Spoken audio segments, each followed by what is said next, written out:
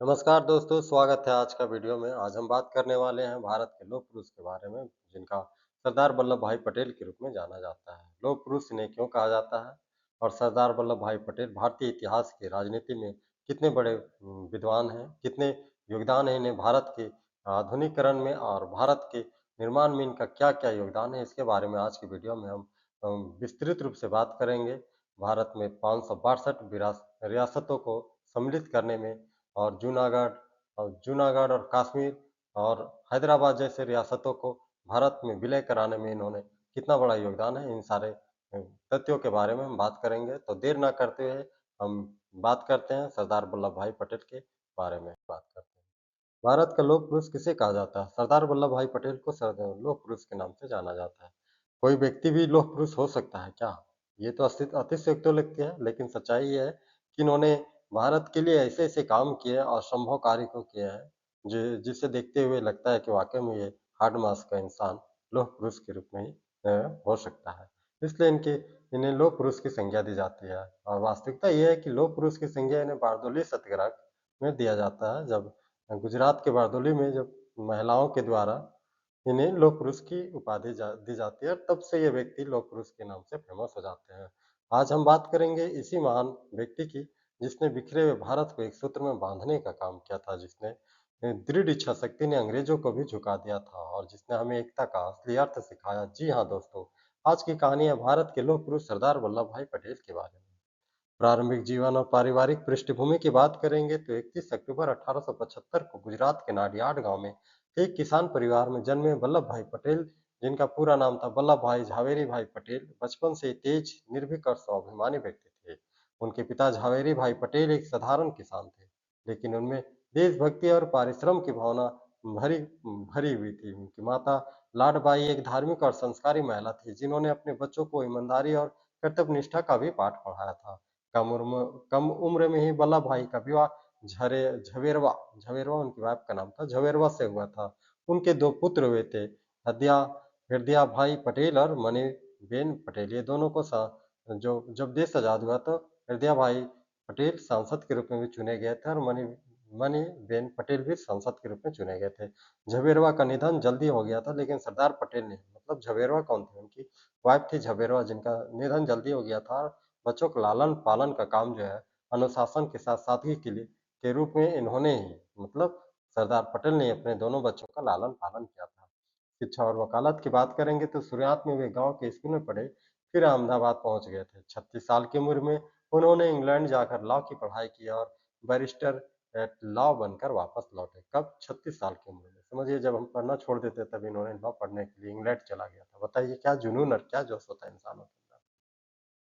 भारत लौटने के बाद अहमदाबाद में उन्होंने वकालत शुरू कर दिया था। बहुत ईमानदार, सटीक और जनता के वकील के रूप में मशहूर हुए थे, लेकिन मन में था देश के लिए कुछ करने का सपना। और यही सपना जो है उन्हें राजनीति की ओर खींच लाया। जब इंसान के अंदर कुछ करने के, अलग करने की लालसा हो ना, तो जो जो कर रहा हो उससे विपरीत हो ही जाता है और ये इनके साथ भी हुआ। पढ़ कर आए थे बैरिस्टर इन लॉ, कहाँ से? तो इंग्लैंड से। लेकिन इनके मन में था, इनके मन में जो देश गुलाम था, उस देश की गुलामी को तोड़ने का इरादा था। इसलिए उन्होंने बैरिस्टर की डिग्री को साइड में रखकर राजनीति के क्षेत्र में कूद पड़े थे और स्वतंत्रता आंदोलन में प्रवेश कर लिए थे। 1918 में जब खेड़ा के किसान सूखे से परेशान थे तो पटेल ने गांधी के साथ मिलकर खेड़ा सत्याग्रह शुरू किया था। कब किया था? तो 1918 में किया था। ब्रिटिश सरकार को इस खेड़ा सत्याग्रह में झुकना पड़ा और किसानों को कर से राहत देनी पड़ी थी। और जब किसानों को कर से राहत मिली, तो वहीं के लोगों ने उन्हें प्यार से पटेल सरदार वल्लभ भाई पटेल को लौह पुरुष की उपाधि दी गई और तब से उन्हें लौह पुरुष के रूप में जाना जाता है। कांग्रेस में भूमिका और आज़ादी की लड़ाई की बात करेंगे तो सरदार पटेल ने भारतीय राष्ट्रीय कांग्रेस में अहम भूमिका निभाई थी। उन्होंने 1931 में कराची अधिवेशन की अध्यक्षता भी किया था और जहां मौलिक अधिकारों और नागरिक स्वतंत्रता के प्रस्ताव पारित किए गए थे। ये क्वेश्चन हमेशा आता है कि मौलिक अधिकारों और नागरिक स्वतंत्रता के प्रस्ताव पारित जहाँ पे किया गया था, कौन सा अधिवेशन था? तो 1931 का कराची अधिवेशन था। इसी अधिवेशन में मौलिक अधिकारों और नागरिक स्वतंत्रता के प्रस्तावों को पास किया गया था और इसकी अध्यक्षता किसने किया था?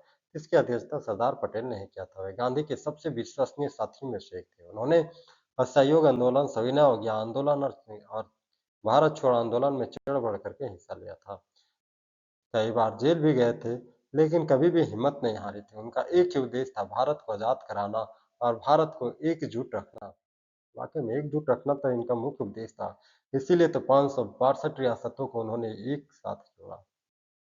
आज़ाद भारत में 562 रियासतें ऐसे थी जो जो कहती थी कि मैं तो आज़ाद ही रहना चाहता हूँ। आज़ादी के बाद जब अंग्रेज़ जाने लगे तो उन्होंने भारत में फुट डालो और शासन करो की नीति को पुनः मतलब कि विस्तारित करके गया था। कहते जाते समय उन्होंने कहा गया कि जैसे रियासतें अपनी इच्छा से जो रियासतें जैसी रहना चाहती है, वो रियासत उसी रूप में रह सकती है। ये बात जो है सरदार वल्लभ भाई पटेल को अ, अच्छा नहीं लगा। सरदार वल्लभ भाई पटेल के साथ पूरी कांग्रेस कमेटी को अच्छा नहीं लगा कि आपने तो हमारे ऊपर शासन किया इतने सालों तक, 1600 ईस्वी से लेकर 1947 तक। तब तो आपने तो सारे रियासतों को अपने अधीन करके रखा था, लेकिन जब आप जाने लगे तो इन रियासतों को ये आज़ादी दे रहे हैं कि आप चाहो तो आज़ाद रहो या तो आप चाहो तो भारत में सम्मिलित होकर के रहो। ये बातें जो है सरदार वल्लभ भाई पटेल को अच्छा नहीं लगा उनको ये बात जो है ना उटपटा लगा। इसलिए उन्होंने सारी रियासतों के बीच में जाकर के सभी से मिल करके और सारी रियासतों को उस समय आज़ाद भारत में 562 रियासतें थी।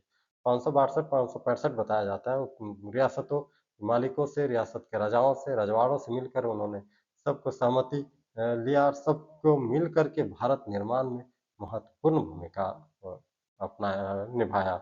इसलिए उन्हें अपनी जो है कूटनीतिक दृढ़ता और साहस से सभी रियासतों को एक-एक करके विलय कर दिया था। हैदराबाद, जूनागढ़ और एक कश्मीर, एक 3 ऐसी रियासतें थी जो बहुत उछल रहा था अपने समय में कि हैदराबाद कहता कि हम नहीं भारत के साथ मिलेंगे, हम भारत स्वतंत्र देश रहेंगे। जूनागढ़ कहता हम स्वतंत्र देश रहेंगे और कश्मीर कहता हम स्वतंत्र देश रहेंगे।